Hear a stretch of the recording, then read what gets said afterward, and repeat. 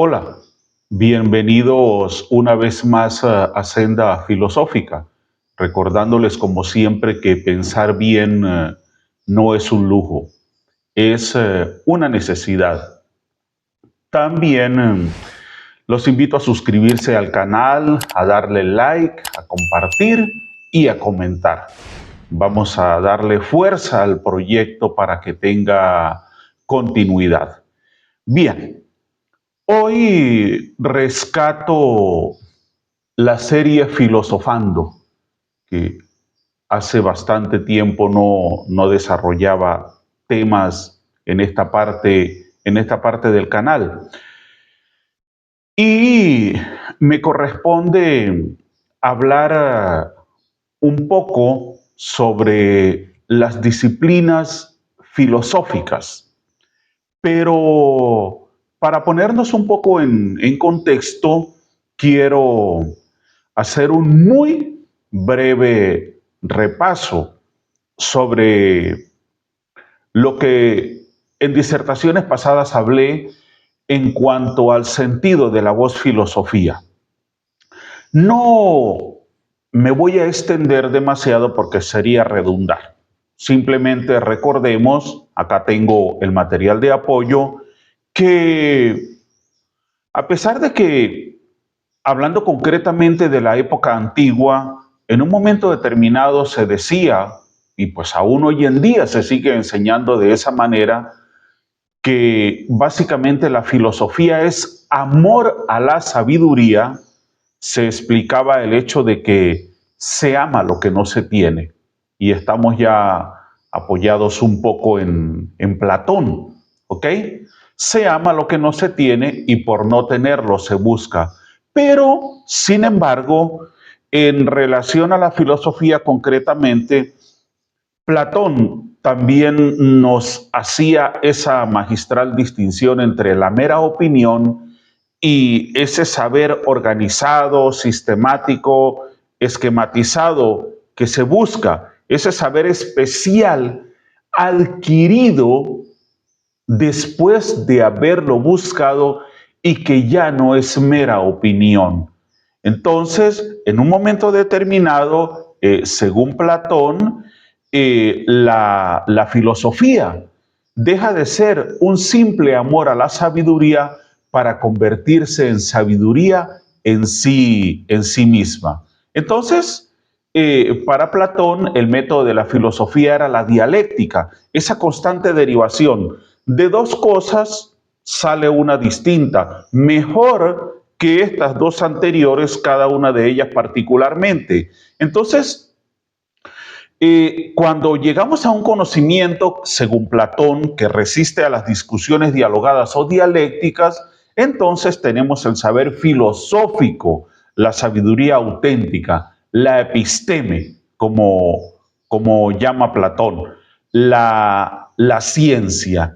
Ese era básicamente el sentido de la voz filosofía en la época antigua.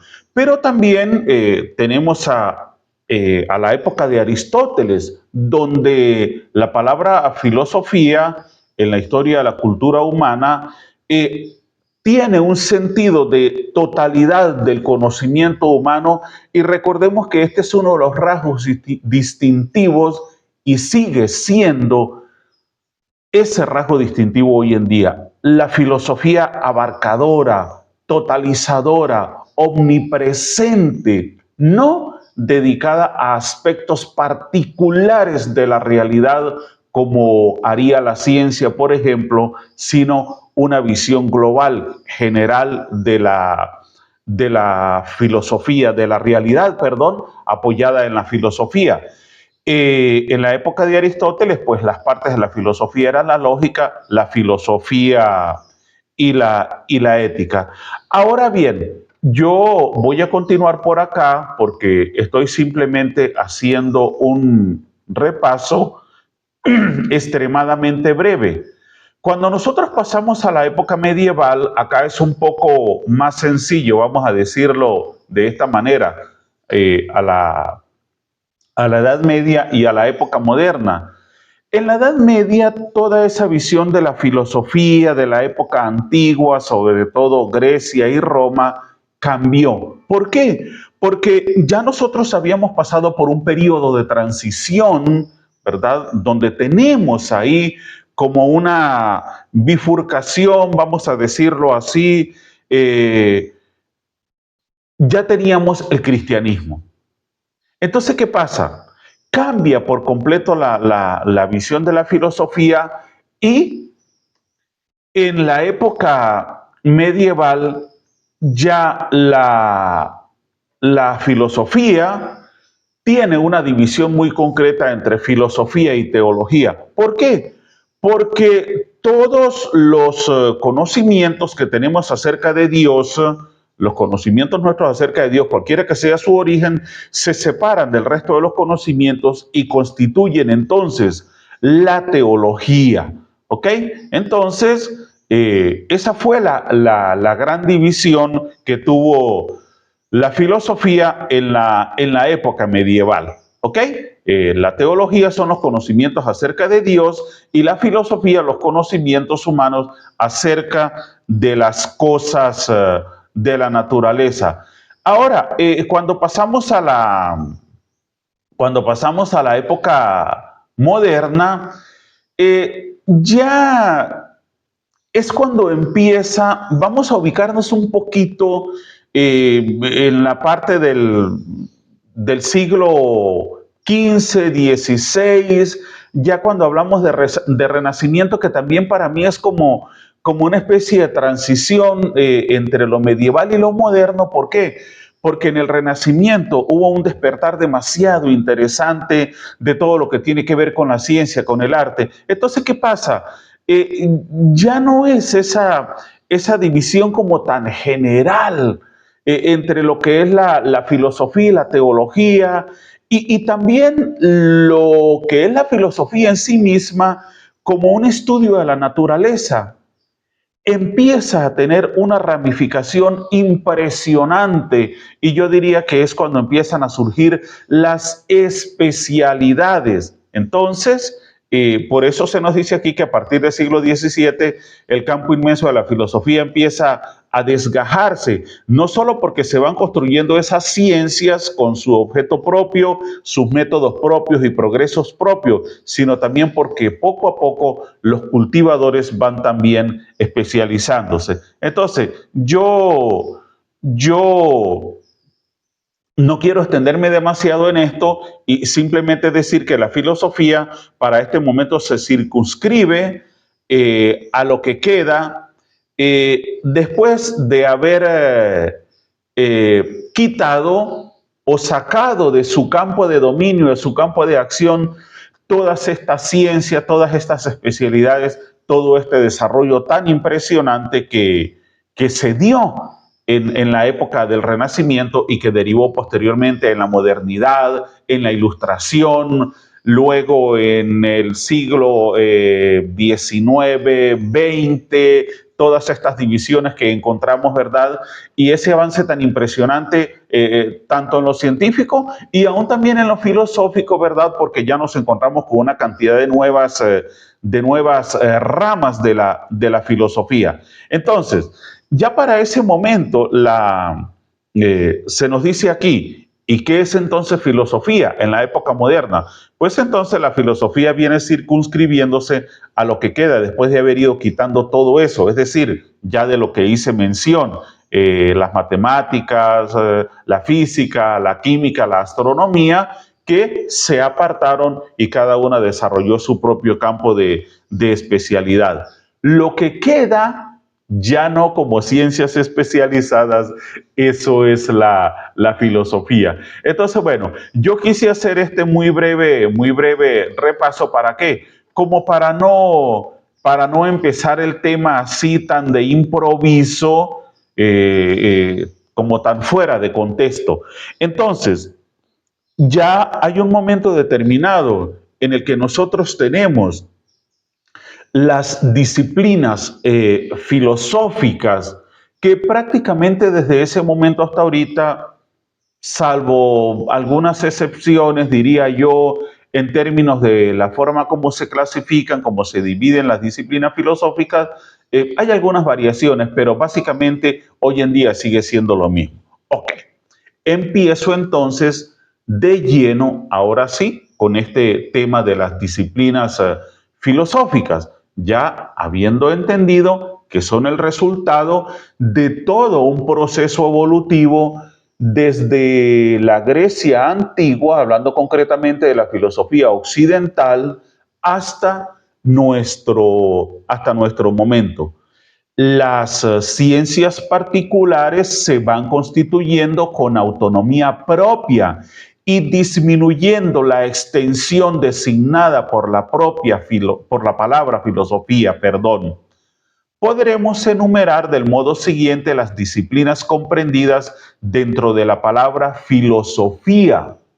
La ontología, o sea, la reflexión sobre los objetos en general. Y como una de las partes de la ontología, la metafísica. Comprende también la lógica, la teoría del conocimiento, la ética, la estética. Se habla también de la psicología y la sociología. Todas estas disciplinas forman parte y constituyen las diversas provincias del territorio filosófico. En esta parte ya, cuando yo estoy haciendo mención de esto, ya lo hago después de todo este proceso del que he hablado. Entonces, ya las ciencias específicas, particulares, voy a decir astronomía, química, física, biología, matemáticas, ya tienen su propio campo de acción y por supuesto hay que saber diferenciar, ¿no? Porque, como les digo, la filosofía es totalizadora, es abarcadora. Estas ciencias particulares, aún hoy en día, dentro de su dinamismo, dentro de su desarrollo, atiende cada una de ellas como especialidad aspectos particulares de la realidad. Ese es uno de los rasgos distintivos de la ciencia y que también la ciencia en todo momento trata o nos da certezas. La ciencia nos da conocimientos o saberes debidamente argumentados, explicados, susceptibles de ser aceptados, rechazados, comprobados. ¿Ok? Ese es uno de los rasgos distintivos del quehacer científico con todas sus especialidades. Y eso, por supuesto, aún hoy en día sigue siendo de esta manera. Ahora, cuando nosotros hablamos de ontología, metafísica, ética, estética, psicología, sociología, ¿qué tienen de común para ser todas parte de la filosofía? Lo primero y muy importante que tienen de común es que son todas el residuo de ese proceso histórico de desintegración. En este caso estoy hablando de la filosofía. La historia ha pulverizado el viejo sentido de la palabra filosofía.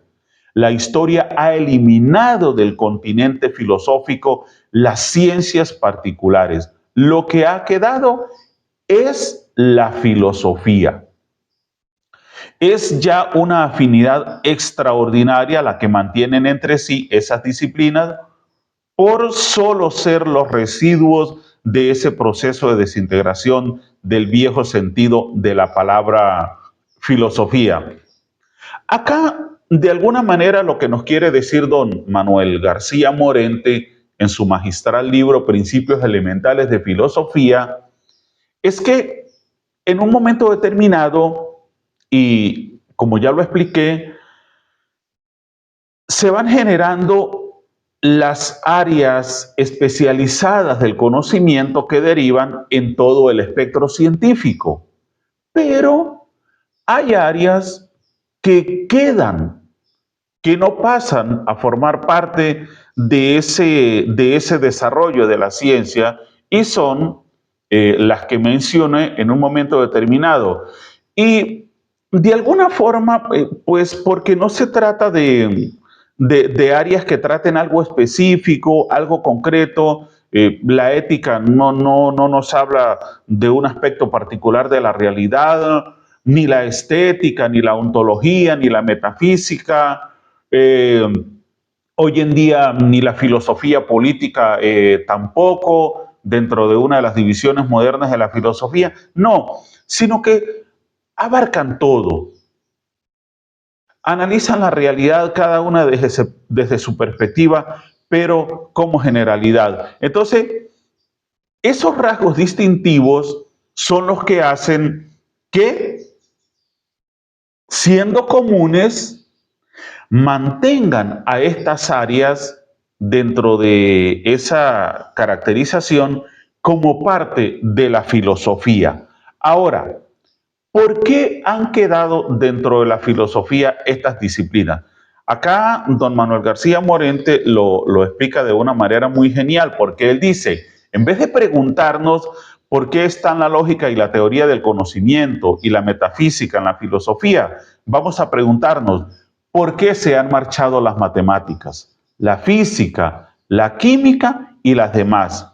Y si nos preguntamos por qué se han desprendido, encontramos lo siguiente, que una ciencia se ha desprendido del viejo tronco de la filosofía cuando ha logrado circunscribir un trozo en el inmenso ámbito de la realidad, definido perfectamente y dedicar exclusivamente su atención a esa parte, a ese aspecto de la realidad. Fíjense ustedes qué interesante esto y no lo voy a detallar demasiado porque ya lo expliqué. Como generalmente me ocurre, me adelanté, ¿no? Entonces, es eso.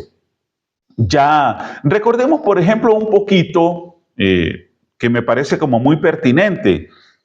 Cuando nosotros viajamos al año 323 antes de Jesús, antes de Cristo, perdón, nos encontramos que en ese año muere Alejandro Magno, ¿ok?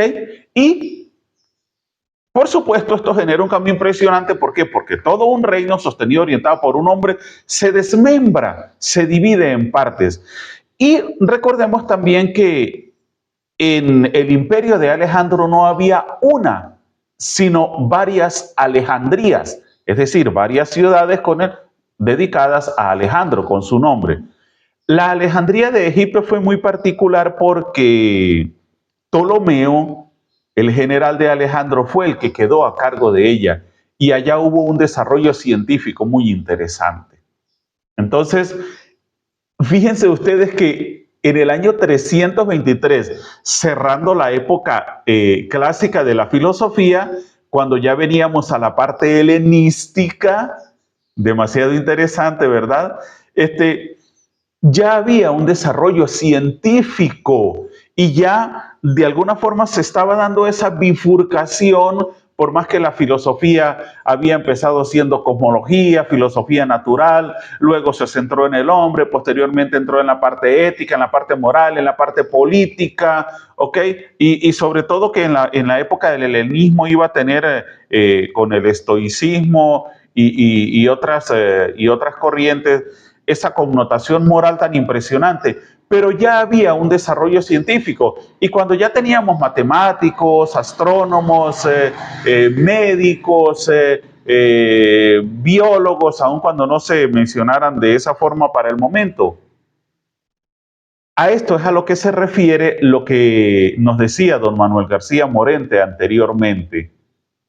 Ya había áreas del conocimiento que se circunscribían o áreas de la filosofía que se circunscribían a aspectos muy específicos de la realidad. Entonces, eso fue un paralelismo prácticamente desde el primer momento.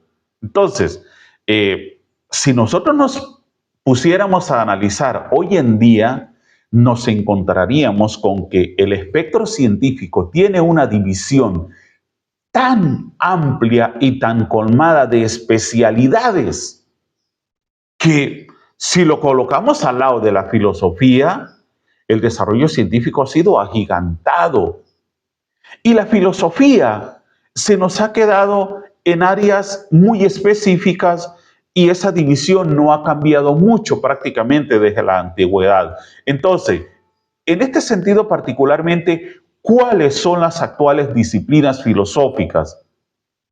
Entre las disciplinas filosóficas actuales más importantes se encuentran la metafísica, se ocupa de la naturaleza fundamental de la existencia y la realidad. Estudia preguntas como el ser, la sustancia, el tiempo, el espacio, la causalidad, el libre albedrío, etcétera. La epistemología estudia la naturaleza del conocimiento y las creencias. Se pregunta cómo podemos saber lo que sabemos, cuáles son los límites del conocimiento. La ética se ocupa de la vida y el valor moral, el bien y el mal, los derechos, el deber, etcétera. La lógica estudia los principios de la razón y la inferencia, se ocupa de la validez de los argumentos, la estructura de los razonamientos. La estética se ocupa de la belleza, el arte, la creatividad. Y la filosofía política se ocupa de la naturaleza del Estado, la justicia, la libertad. Pero además de estas disciplinas que ya las venimos conociendo, desde la época antigua, también existen otras áreas de la filosofía, como la filosofía de la ciencia, la filosofía de la tecnología, la filosofía de la mente, la filosofía de la religión. Estas disciplinas se ocupan de los problemas específicos que plantea el desarrollo de las ciencias, la tecnología, la psicología, la religión. Entonces, fíjense ustedes qué interesante todo esto. ¿Ok? Porque, como decía Aristóteles, nada escapa a la filosofía, ni tan siquiera la nada misma. Y ese seguirá siendo su rasgo distintivo, desarrollado a través de estas ciencias sobre las que he hecho estas ramas, perdón, sobre las que he hecho esta breve disertación. Entonces, seguiremos teniendo filosofía y seguiremos teniendo desarrollo científico. Quiero, para cerrar esta disertación, hacer como una especie de apartado. No sé si lo haya mencionado anteriormente, pero de cualquier manera lo voy a hacer en este momento. Y se trata de lo siguiente. Me han preguntado en varias oportunidades qué libros recomiendo yo leer para iniciarse dentro de la filosofía. Incluso, ¿en qué orden? Ok. Yo he visto, voy a ser sincero, algunas recomendaciones sobre libros de filosofía que me parecen una locura. ¿Por qué digo esto? Si a mí me preguntan qué libros recomiendo yo para iniciarse dentro de la filosofía, yo particularmente daría la siguiente secuencia. Yo le recomendaría a una persona que lea primero una historia de la filosofía, resumida, por supuesto. Hay historias de la filosofía que son exageradamente amplias. La mayoría de ellas indudablemente muy buenas. Yo particularmente no he visto una historia de la filosofía de la que me queje. Todas me parecen excelentes. Ok. Yo recomendaría particularmente la historia del pensamiento de Editorial Orbis. Son 4 tomos muy graficados, muy ilustrados y me parecen excepcionales para estudiar la filosofía desde sus inicios hasta el siglo XX. ¿Ok? El desarrollo que va hasta ahorita, hasta el siglo XXI, se consigue en las redes, en muchos lugares. Luego de leer una historia de la filosofía de forma resumida, yo recomendaría leer algunos libros de principios elementales de filosofía, entre los que fundamentalmente recomendaría este libro de don Manuel García Morente, Principios Elementales de Filosofía, en el que estoy apoyando mis disertaciones del filosofando, y recomendaría también Principios de Filosofía de Adolfo Carpio. ¿Por qué? Porque en los principios de la filosofía, además de la historia de la filosofía, vamos a encontrar esos conceptos tan fundamentales que necesitamos entender para poder enfrentarnos a los textos filosóficos. ¿Ok? Entonces yo recomendaría eso. Y finalmente sí recomendaría empezar a leer textos directos de los autores, de las obras de los filósofos, pero yo lo haría en un orden cronológico. Yo no puedo decirle a una persona que agarre eh, el ensayo sobre la libertad o sobre el utilitarismo de John Stuart Mill. Eso sería un descalabro. Ni tampoco le digo, no, mire, empiece con las obras de Kant, la crítica de la razón pura, la crítica de la razón práctica, la crítica del juicio, sus obras más famosas, entre las tantas cosas que escribió.